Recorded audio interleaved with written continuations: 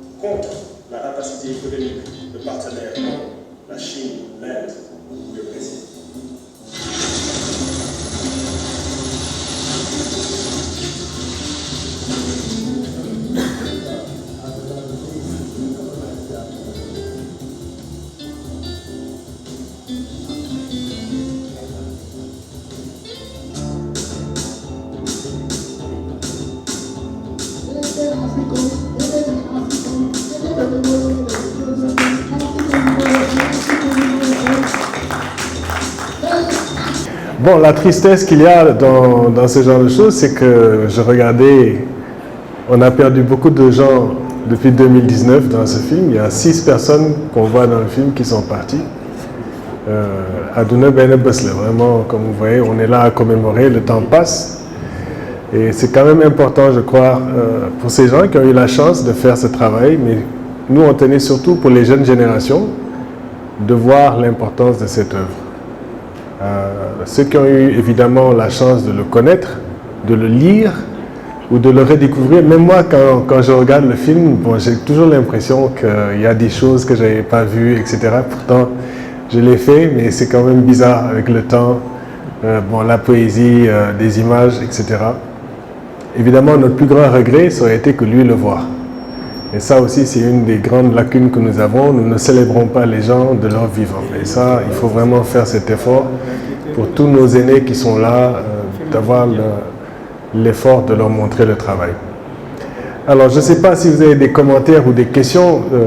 Pour nous, en tout cas, ce qui est important au Grilla, c'est qu'un développement autocentré panafricain est toujours à l'ordre du jour. Et comme vous le savez, dans notre sous-région, nous vivons ces temps-ci une sorte de tectonique de plaques. Nous sommes très chanceux d'être témoins de ce qui est en train de se passer. Je crois que pour la première fois dans le dispositif néocolonial, les forces impérialistes sont inquiètes. Et si nous avons une certaine intelligence, il se pourrait effectivement que les efforts de Samir Amin ne soient pas vains, mais aussi les efforts de nos pères d'indépendance. Mais nous pouvons aussi rater le bateau. C'est pour ça que pour nous, les jeunes générations ne doivent pas dénigrer le savoir et les luttes qui ont été faites par les plus anciens. Parce qu'en réalité, ce sont ces acquis-là qui sont actuellement en danger. La situation que vous voyez au Niger, celle qu'il y a dans tout le bassin sahélien, peut basculer comme elle peut aussi ouvrir des perspectives. Elle peut ouvrir des perspectives en termes d'une intégration beaucoup plus accélérée, d'aller vers justement cette tentative de construire une autonomie collective. Et pour cela, il faut que nous sortons du mode d'accumulation dans lequel nous sommes. Et ça va être évidemment difficile, mais c'est à notre portée. Et dans le développement autocentré, ce qu'il essaie de montrer, c'est que si on ne fait pas cette rupture qu'il appelle la déconnexion, en fait ce désengagement sélectif, si on ne construit pas en maîtrisant les éléments de notre accumulation, c'est-à-dire d'abord l'autosuffisance alimentaire, la maîtrise de nos ressources nationales, la capacité d'avoir une centralisation du surplus, c'est-à-dire notre propre monnaie, la capacité d'être maître de nos ressources naturelles, ça va au-delà de la simple nationalisation, la capacité de reproduction technologique, donc de pouvoir importer des choses qui ne nous amènent pas dans une dépendance indéfinie, de prendre les choses qui sont frappées d'obsolescence, d'avoir la capacité de les reproduire. Si nous n'avons pas la capacité d'autodéfense, c'est pour ça que nous avions montré le segment du film Africom en montrant que nous sommes obligés d'avoir des parrains étrangers, mais pourtant si nous nous mettions aujourd'hui ensemble, on pourrait non seulement endiguer cette question du terrorisme, mais on pourrait véritablement se passer de ces présences étrangères. Ces choses, elles sont à la portée de notre jeunesse. Nous avons échoué peut-être nous à le faire, mais elle est toujours à l'ordre du jour. Et aujourd'hui, vous avez vu l'appétit féroce des pays émergents, comme la Chine, comme l'Inde, qui ont besoin de ressources. Nous avons ces ressources pour nous-mêmes. Le pays dans lequel nous sommes aujourd'hui, le Sénégal, est le pays où il fait le plus cher à vivre. En Afrique, c'est le pays le plus cher d'Afrique. Pourtant, on est 170e sur 192 pays. On est 33e sur 55 pays africains. Comment expliquer ce désarroi? Donc, il est clair qu'il y a un système de distribution qui est complètement inéquitable. Et ce système peut changer avec une réflexion basée sur l'égalité et sur l'effort des forces de gauche si elles pouvaient se mettre ensemble. C'est donc quelqu'un qui était de gauche, qui a assumé historiquement son rôle, qui a fait tout son travail, toute sa vie pour ça, et qui est mort pour ça. Bien sûr, dans ces derniers moments, grand fumeur, il savait qu'il était atteint de cancer, on lui avait dit qu'il lui restait 6 mois, et quand les 6 mois sont arrivés, un peu, il s'est rendu compte que c'était trop tard, et il continuait en plus d'écrire. Donc, on a obtenu la chance, je ne sais pas si c'est une malchance, d'avoir un caveau de 20 ans dans le Parti communiste français. Mais au fond, si on avait un État responsable, c'était au Sénégal qu'il fallait rapatrier Samir Amin. C'était au Sénégal qu'il fallait lui offrir véritablement le soutien qu'il mérite. Mais ce n'est pas trop tard, puisque ils nous ont donné le caveau pour 20 ans. Donc, les jeunes générations pourront toujours rapatrier en Afrique, là où il a vécu, son corps. J'espère qu'on aura la chance de le voir, mais c'est un peu ça l'idée. C'est que derrière ces symboliques, ces ancêtres de nos avenirs, il faut qu'on continue, pas de les vénérer, de les étudier de façon critique. Beaucoup de gens ont travaillé. Il y a eu Cheikh Anta Diop, dont on va vers le centenaire, Ousmane Sembène, dont on va montrer quelques films, dont c'est aussi le centenaire. Tous ces personnages doivent être étudiés, compris par les jeunes, comme nous avons eu la chance d'en bénéficier. Maintenant, j'aimerais vous laisser le micro, parce que je suis sûr qu'il y a beaucoup de choses qu'on peut commenter et des questions que vous auriez. Donc, commencez par Bouba Diop, mon grand collègue et ami. Tant qu'on continue à avoir cette mentalité-là, on va se casser les dents. Tant que les Africains ne sont pas unis et défendent leur continent, je crois qu'ils ne s'en sortiront pas. Je ne vais pas développer, mais ça c'est surtout ce que je retiens. Donc ce qu'on voit au niveau du Sahel actuellement, c'est la reproduction du conflit qui continue. Il ne faut pas se faire d'illusions. Et la chose la plus grave, c'est de faire preuve de naïveté. Je crois qu'il y a des gens qui vont nous sauver, ou des gens qui vont nous aider.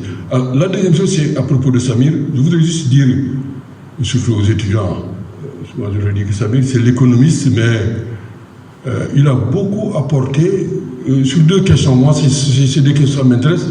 C'est l'histoire des philosophies dans le monde.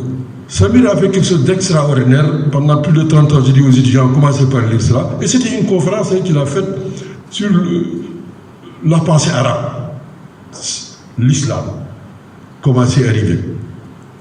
Ce texte est remarquable. Et il a fait quelque chose de remarquable que Oumar Sankaré, mon cousin et mon frère, a tenté. Et malheureusement, ça s'est très mal passé au Sénégal. Parce que Samir était très diplomate. Il a analysé la genèse de la pensée arabe, de l'islam, ses rapports avec l'hellénisme. Oumar Sankaré a dit la même chose que Samir, mais avec Samir, il n'y a pas eu de problème, parce qu'il l'a fait de manière très diplomatique, et Samir était un grand diplomate. Il y a pas mal d'Européens et d'Américains qui étaient pourchassés dans leur pays, il les a hébergés à Dakar, il leur a permis de vivre et de travailler. C'est un peu de gens, bon, maintenant que beaucoup ont disparu, on peut le dire. Et il a été très diplomate parce qu'être ici dans ce pays avec le président Senghor, Samir a créé ENDA et tout ça, je pense que cette dimension, il faudrait insister là-dessus. Et la deuxième chose, c'est également la capacité à former les gens. Il a un texte remarquable qu'il a fait sur l'importance de l'alphabétisation. Moi, je suis militant de l'alphabétisation. Samir, à Téhéran, a fait une conférence remarquable sur l'enjeu de l'alphabétisation de masse. Et là, il rejoint Cheikh Anta. Dans un pays où les gens sont analphabètes, dans un pays où les gens ne comprennent pas les grands enjeux, c'est très difficile de transformer ces pays. Donc, je recommande aux jeunes de lire ces textes sur l'alphabétisation et ces textes sur la genèse des grandes pensées qui dominent le monde. Merci beaucoup. Il est important que les Africains puissent prendre exemple sur Samir Amin. En fait, je l'ai connu en 1973 dans le contexte de la guerre du Yom Kippour où il tenait une conférence à la salle Daniel Gauthier en soutien à la lutte du peuple palestinien. Et comme l'a dit mon ami Bouba, Samir Amin est connu pour être un économiste, mais il est également doublé d'un historien extraordinaire. Parce qu'il a fait la genèse de la lutte des peuples arabes contre l'impérialisme, contre le sionisme, et il a pu démontrer la nécessité d'appuyer, en tant qu'Africain, la lutte du peuple palestinien. Et c'est à partir de ce moment que dans les années 70, nous, avec des amis étudiants, nous avons fréquenté l'IDEP. Et ce qui était extraordinaire, parce que l'IDEP, c'était un institut du système des Nations Unies. Mais à l'IDEP, nous retrouvions des ouvrages de Samir Amin, c'est normal, mais figurez-vous bien, Bourne Franck, vous aviez Alain Badiou, vous avez tant d'autres militants, écrivains et on les aurait peut-être appelés aujourd'hui activistes, tiers-mondistes, pour un institut ou une institution du système. Ça, c'est pour montrer justement le degré de militantisme et d'engagement de Samir Amin. Je crois que Samir Amin, je considère que c'est un des plus grands penseurs marxistes de sa génération. Et sa pensée, sa réflexion et son apport sont d'autant plus importants que lui, qu'il se situe, il se centre au niveau donc, de l'Afrique et du tiers-monde. Et il apporte des réponses. Et il a participé à tous les débats qui ont traversé le courant marxiste, mais en ayant son ancrage véritablement, si je peux dire, dans le tiers-monde également africain. Et je pense que c'est un travail très important qu'il faut continuer à diffuser, même si on le connaît que ça ne reste pas seulement au niveau des chercheurs, mais qu'on puisse véritablement diffuser donc sa pensée. Deuxième point, et c'est important aussi, c'était un théoricien, un chercheur rigoureux, d'où l'importance de la théorie, également de la recherche. Et dans ce cadre, parce qu'on a besoin véritablement d'avoir, de baser nos actions et réflexions sur la base des résultats de travaux de recherche qui ont, comment dirais-je, obéi à une démarche scientifique donc rigoureuse. Parce que c'était important personnellement, politiquement et idéologiquement. Je regarde dans la salle, je dois faire partie des plus vieilles ou des plus anciennes qui ont connu Samir et je l'ai vu aussi dans son cercueil.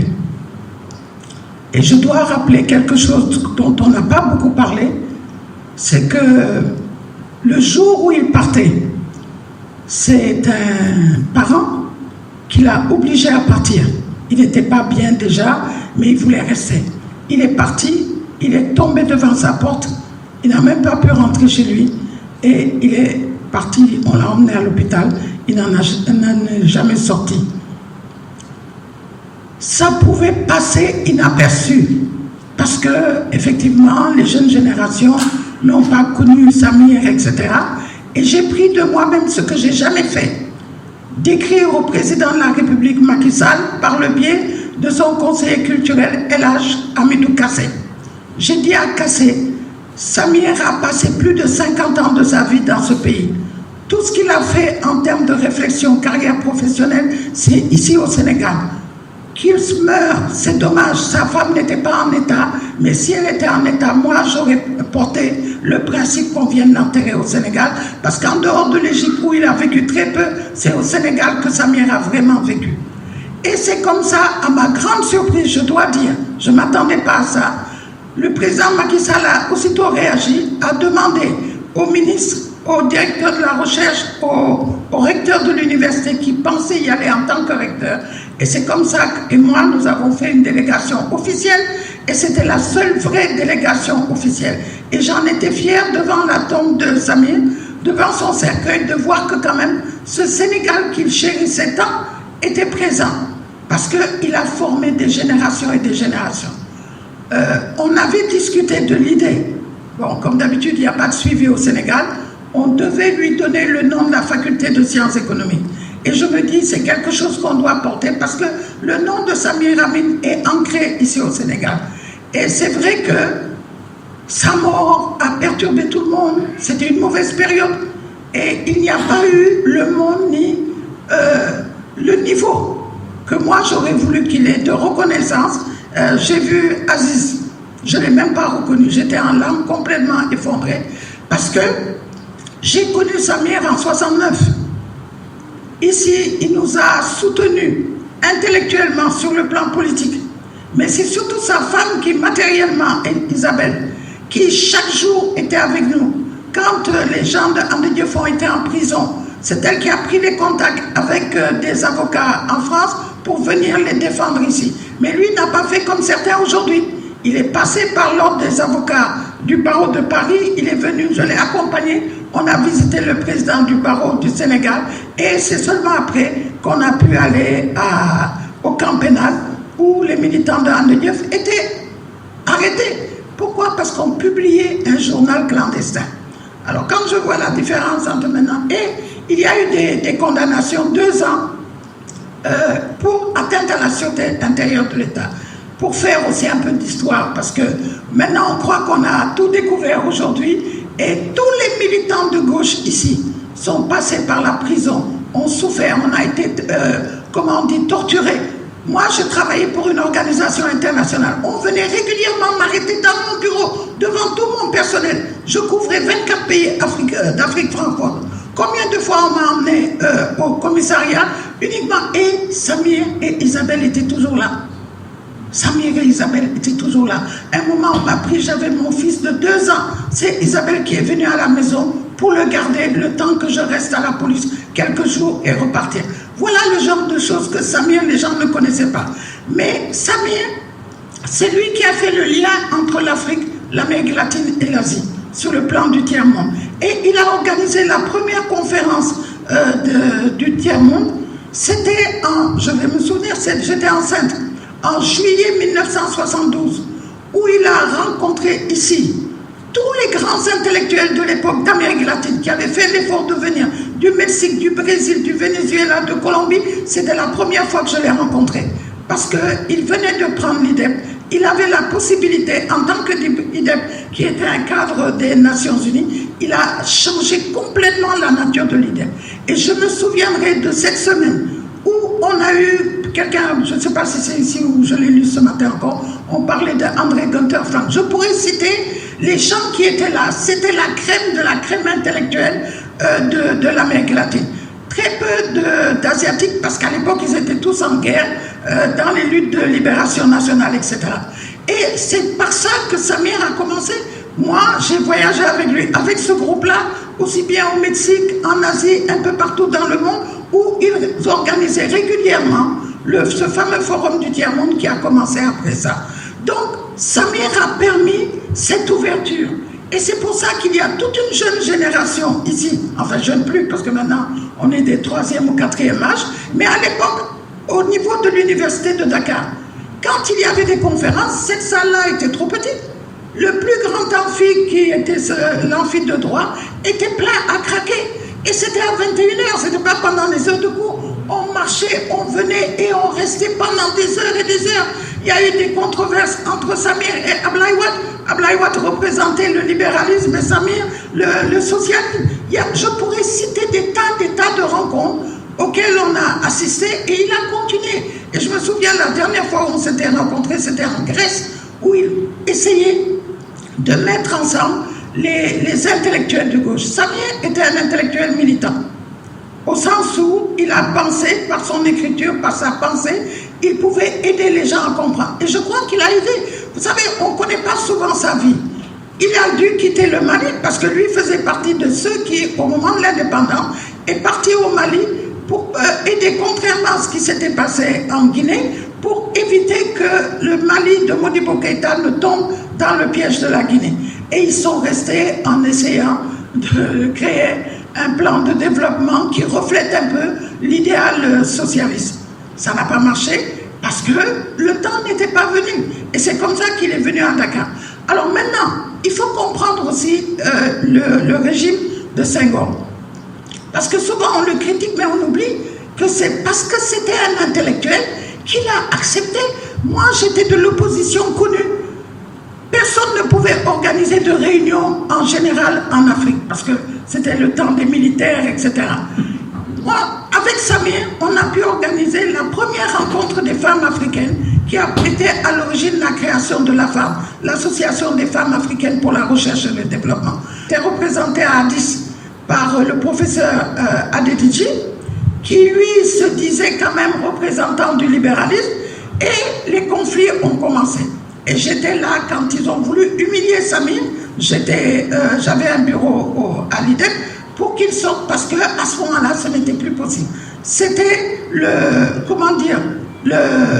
consensus de Washington qui avait gagné.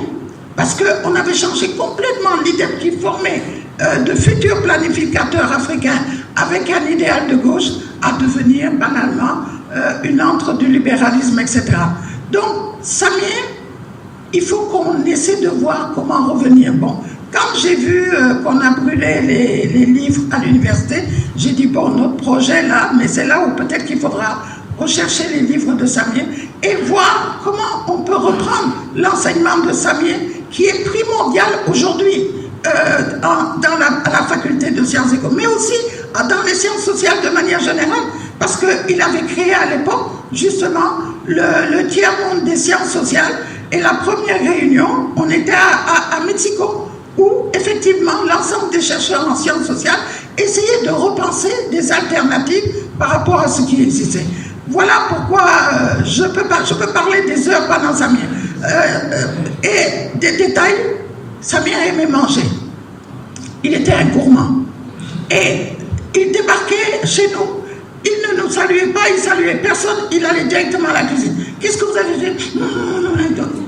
Samir adorait ça. Il adorait bouffer. Aller dans les restos, c'était ça, ses petits plaisirs. Mais il était resté, je l'ai dit au recteur de mettre ça dans son discours, c'était un homme simple. La vie de Samir, c'était quoi? C'était le midi, il courait, il allait à la Voile d'Or, il mangeait une sole, toujours la même chose, sole meunière. Il prenait sa petite bière, il allait se baigner, il nageait un peu, il retournait au truc. Le matin, qu'est-ce qu'il faisait? Il habitait en face du Laetitia, il prenait son café, il écrivait, puis ensuite, à 16h, il allait au café de Rome, son café, et il continuait, il écrivait tout le temps. Et la dernière fois où je l'ai lu, j'ai encore cette livre, c'est au Laetitia, un dimanche. Moi, je sortais de la messe, on le trouvait chaque fois, il était en train d'écrire, puis on a bavardé un peu. Une semaine après, il était parti et je ne le voyais plus. Donc, je sais que tu me pousses à donner le micro, mais vous avez tout fait pour que je vienne. Il fallait témoigner. Merci. C'est mon voisin. Pour la qualité du travail, mais également pour le courage. Je pense que c'est l'une des voix qui doivent continuer à s'exprimer. On parle de Samir, mais je pense qu'une des choses qu'il faut reconnaître, c'est aussi que Samir a su inspirer les gens. Et je pense qu'Aziz, tu fais partie de ceux qui l'ont inspiré. Et merci pour ça. Et merci, grande sœur, d'avoir rappelé tout ce que vous avez rappelé de Samir, et sa simplicité, mais également son intelligence et son engagement. Et Jomo, à Malaisie, a rappelé, justement, a attiré l'attention sur la capacité que Samir avait à travailler avec tout le monde. Senghor, il avait une relation particulière, et lui-même, il a expliqué, pour faire domicilier le Code Esria au Sénégal, il a fallu faire comprendre à Senghor que ça, là, c'était important, il fallait mieux que le Code Esria soit ici plutôt qu'à Ibadan, au Nigeria. Pour tout un tas de raisons. Et il a expliqué que Senghor était bien sûr d'un bord très différent, mais ils ont su se comprendre. Et c'est de la même façon à l'IDEP.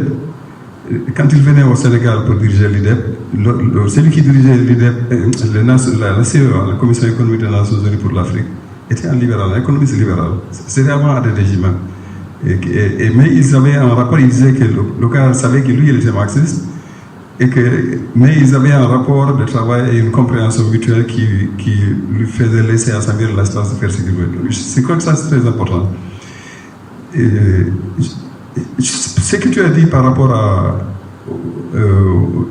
Samir aurait pu être intégré au Sénégal, et c'est regrettable que ça ne soit pas fait, mais c'est peut-être Dieu qui l'a voulu comme ça. Mais ce n'est pas perdu. Je crois qu'il faut en faire un combat. Il faut en faire un objet de combat. Le rapatriement de Samir au Sénégal, ça doit faire l'objet d'un combat et d'une mobilisation. Il faudrait que les gens prennent ça en charge et ne pas attendre les 20 ans. Parce que dans 20 ans, on ne sait pas comment ce monde-là, qui est imprévisible, on ne sait pas d'où comment ça va évoluer. Mais déjà, ceux qui sont là aujourd'hui et qui ont compris que c'est quelqu'un qui a passé sa vie au Sénégal, ils doivent se mobiliser pour utiliser tous les moyens pour faire comme vous avez fait.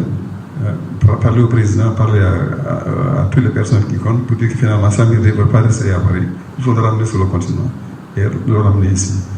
Moi j'ai écrit, quand j'étais au Code Esria, ça m'attristait de voir en fait des gens comme lui ou Tani Kamkandawri qui était là, et d'autres qui vivaient au Sénégal, qui aimaient ce pays et qui ont participé à toutes les luttes, là, les exemples là, que tu as donnés le montrent. mais qui restait inaperçu. Alors j'ai écrit au recteur de l'UCAD à l'époque, il dit que non, je lui avais parlé d'abord, c'était le temps d'Absalam. Je dis, mais vous avez des gens comme ça, des monuments intellectuels, et vous faites comme s'ils n'existent pas. C'est une occasion perdue de les faire connaître, de tirer profit de leur présence et de leur faire à la jeune génération. Il me dit, fais-moi une lettre, c'est excellent. Je lui ai fait une lettre. Et parce que je dis, mais pourquoi vous ne lui donnez pas, par exemple, un docteur Honoris Causa? Et il m'a expliqué qu'en fait, les statuts de l'UCAD, selon les statuts, quand on a enseigné à l'UCAD, on ne peut plus être récipiendaire dans le doctorat. Mais ils allaient penser à autre chose comme les parlements académiques. Je ne sais pas si ça a été fait. Mais c'est pour dire que c'est des gens qui ont apporté beaucoup. Et c'était des personnes, Samir en particulier, il était d'une dimension mondiale. Ce n'était pas un intellectuel seulement africain. Samir était reconnu un peu partout. Et Samir était pertinent. Et je pense que les gens s'arrêtaient quelquefois au vocabulaire là. Maintenant, avec les évolutions là, et la dissipation de tout ça qui semble être idéologique dans un flou un peu général quoi, maintenant, fait que quand on entend un vocabulaire impérialisme et tout ça là, c'est des mots qui font peur. You know? Et on minimise, on balaye d'une main des pensées profondes. Samir faisait une lecture du monde là, qui était extrêmement pertinente et c'est une lecture qui était juste. Et jusqu'à présent, ce qu'il disait à un moment donné dans le film, là, disant aux Chinois, si vous faites la folie de passer à la financiarisation, là, c'est votre personne qui a un résultat. Je pense que les Chinois ont compris ça. Ils ont compris ça et ils n'ont jamais lâché, ils n'ont jamais franchi certains pas. Donc Samir faisait une lecture du monde qui était une lecture extrêmement pertinente, qui était basée sur une compréhension très très profonde en fait de la dynamique du capitalisme et de la dynamique du système pour pouvoir savoir en fait comment il évoluait et quels étaient les enjeux. Et pour moi, c'est quelqu'un qui était le prototype de l'intellectuel engagé. Il n'était pas seulement dans la théorie, il a créé des institutions pour que le combat intellectuel et théorique puisse continuer. Il a créé des institutions telles que le Forum mondial des alternatives, les forums sociaux mondiaux dans lesquels il s'engageait, pour que la lutte puisse aussi avancer. Et moi, je le sentais quand on était au Codestria vers la fin, il avait une impatience par rapport même à ces institutions qu'il a créées. Il nous disait au Codestria, les mouvements sociaux là, si vous n'êtes pas mieux connectés avec eux, you will be irrelevant. Vous allez être totalement dépassé quoi. Et donc, il avait cet engagement, et parce qu'il savait d'où pouvait venir la force là, pour que le changement puisse se faire. Donc, je pense que ça a été pour moi personnellement une chance extraordinaire de l'avoir connu et d'avoir eu l'occasion de le rencontrer, de le fréquenter plusieurs fois et d'apprendre de lui et de le voir juste vivre quoi, tout simplement. Et donc je pense que ces films-là et ces documentaires, j'ai eu tellement de commentaires positifs là quand je l'ai posté sur certains forums. Et donc vraiment je voudrais encore merci encore à Aziz et voilà que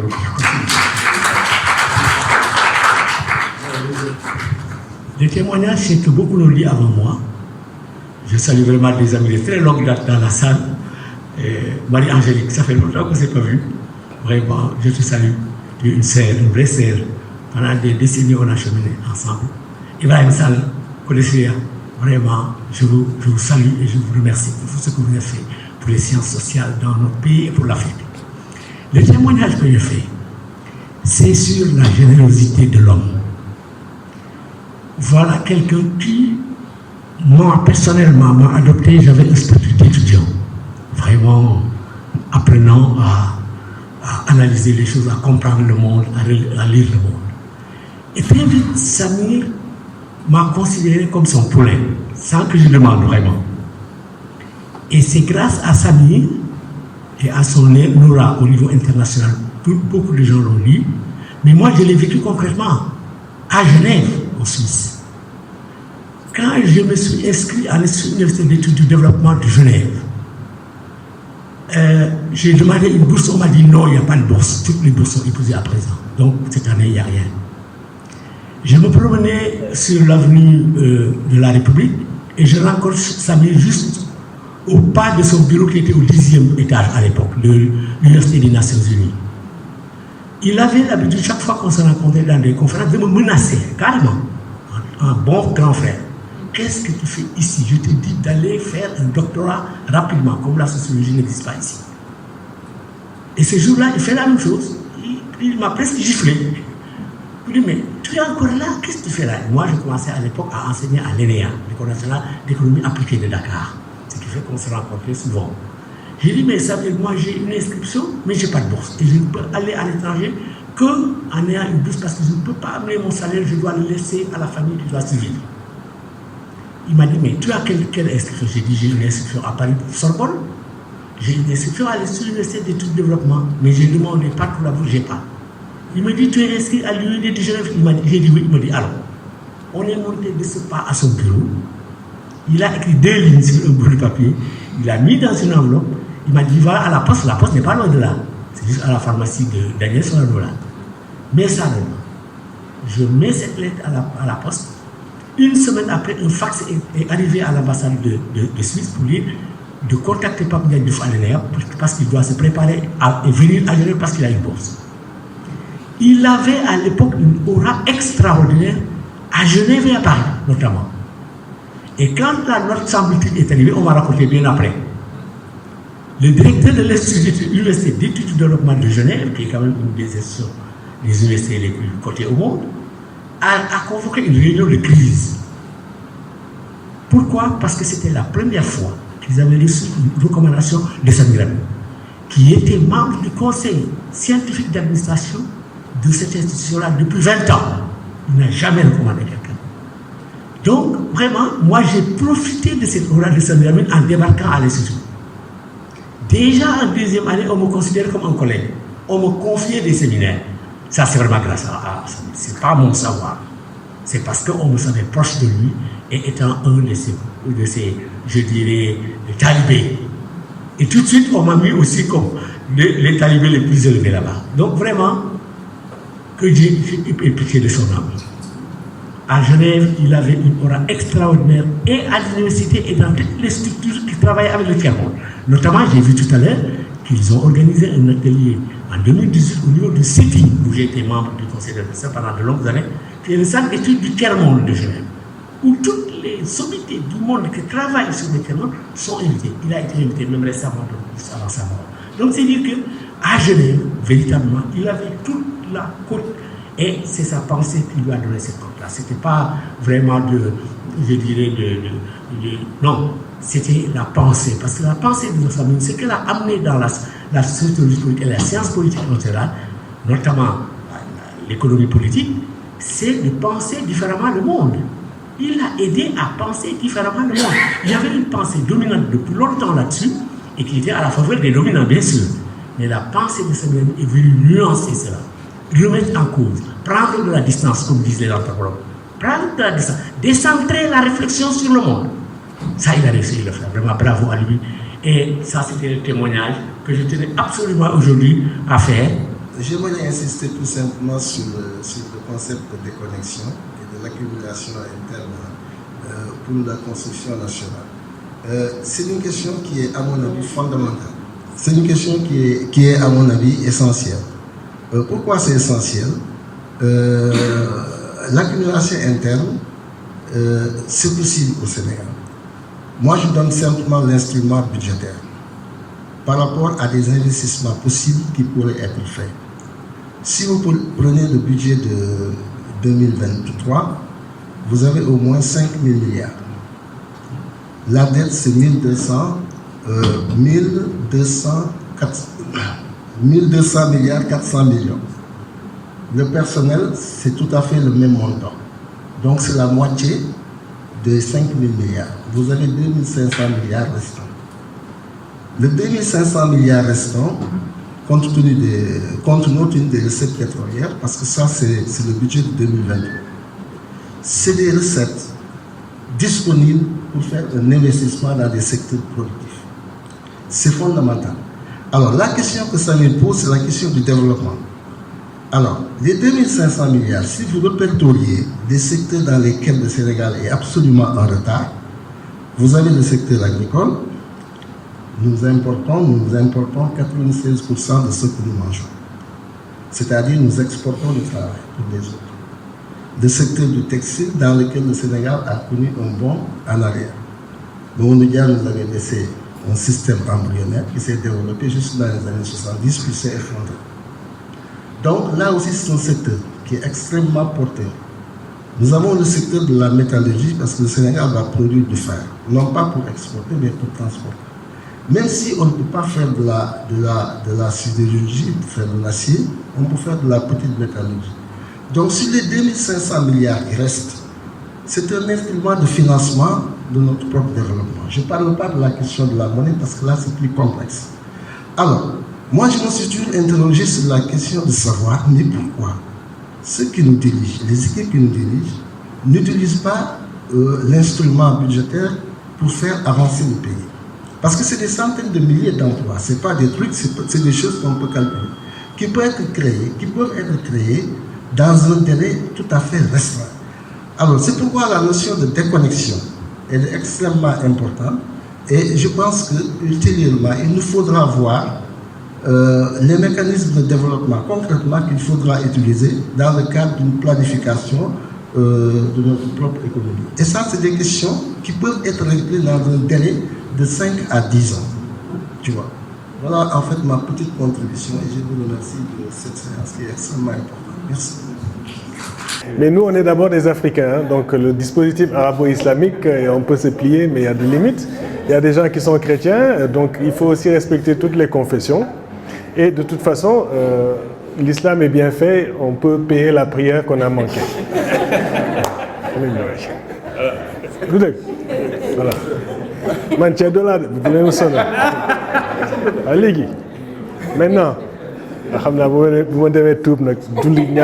j'ai prié 2 fois plus pour ce que je viens de dire.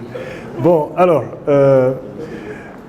il y a la question que monsieur pose justement sur l'équilibre. On a les fonds. En termes d'accumulation interne, on a les fonds. Là, on a dit qu'on n'allait pas faire de politique interne, mais je vous renvoie au document qu'on a produit qui s'appelle Seine Égalité, Seine Égale sur l'Internet, où il y a une proposition de comment utiliser les fonds internes, comment évidemment élargir la marge de manœuvre de l'État pour pouvoir avoir une accumulation, toucher les secteurs stratégiques, ça suppose une nationalisation de certains secteurs, refaire la question de l'autosuffisance, la maîtrise de l'eau, etc. Vraiment, exactement ce que vous dites. Maintenant, c'est sûr que la masse ne suffit pas et qu'il faut chercher des investissements extérieurs. Les prêts qu'on contracte, malheureusement, sont à des taux usuraires. Il faut aussi, donc, à ce moment-là, varier avec d'autres formes de partenariat. C'est pour ça qu'il parlait de stratégie de type Sud-Sud, d'aller trouver aussi d'autres partenaires pour pouvoir renflouer certaines dépenses de l'État, quitte à pouvoir les payer sur une génération. Donc, effectivement, ces plans de développement étaient très, très bien faits. Il a été extrêmement prolifique. Nous sommes un peu écartelés entre la théorie et à quoi ça sert. Donc, pour répondre un peu à ce que Abdourahmane Touré a expliqué, notre travail pour essayer de le mettre à la base, par exemple, c'est d'avoir fait ce film. Le film est fait exprès pour que les populations africaines puissent y avoir accès. Il est free of access, donc il est libre. Il est sur l'Internet depuis, comme tous nos films, sont faits gratuitement pour que les gens puissent les utiliser. L'avantage d'un film comme celui-là, même s'il est complexe, les jeunes, normalement, ils peuvent, comme on dit en anglais, scroll, ils peuvent revenir en arrière, s'arrêter, ce que je n'ai pas compris. Parce qu'effectivement, il y a des passages qui sont complexes, qui sont... pour ceux qui ont déjà lu, c'est facile, mais pour quelqu'un qui découvre, il peut très rapidement décrocher du film. Donc l'avantage, c'est que pour les jeunes, de pouvoir venir sur leur bande, recomprendre et approfondir ultérieurement avec des écrits. L'autre effort, évidemment, c'est qu'il a raison. Comment faire pour vulgariser cela dans nos langues nationales? Parce que ça aussi, c'est l'autre chantier que nous laissons en friche et qui est en fait ce qu'on doit vraiment faire. Comment assurer la reproduction intellectuelle auprès de nos classes laborieuses en leur parlant la langue qu'ils comprennent, en expliquant cette complexité de l'économie politique dans un discours qu'ils pourraient comprendre. C'est un exercice fastidieux, mais il n'y a pas de raccourci, il faut qu'on le fasse. Même si on le fait mal, il faut quand même assurer de le faire. En tout cas, à notre niveau, vraiment, c'est ce que modestement nous faisons. Grilla va avoir 40 ans en octobre, donc ça commence aussi à être respectable en termes de contribution à l'effort. Ces films-là que vous avez vus sont faits sans moyens, donc c'est vraiment de l'huile de coude des membres. On a quelques-uns de nos membres ici dans la salle, on les remercie. C'est vraiment du travail militant, d'effort, mais qui est vraiment laborieux. Il faut se rendre compte que le travail de terrain, de pouvoir être en proximité avec les masses est extrêmement difficile parce qu'on n'a pas les médias qui nous aident, on est souvent à compte courant. Ce n'est pas une raison pour ne pas faire le travail. Donc voilà pourquoi on est vraiment enchanté que vous ayez pris votre vendredi sacré pour venir voir le film et si possible de le partager à vos camarades, à ceux et celles qui n'ont pas pu faire le sacrifice que vous avez fait. Donc ça voudrait dire qu'il y a d'autres gens qui auraient pu venir. Peut-être qu'il faudrait qu'on envisage, comme dit Abdourahmane Touré, des stratégies. Il faudrait discuter avec les muezzins si on ne pourrait pas transformer, après les heures de prière, cela en éducation populaire. Mais bon, c'était la théologie. Tant que c'est la théologie de la libération, pourquoi pas. Je vous remercie.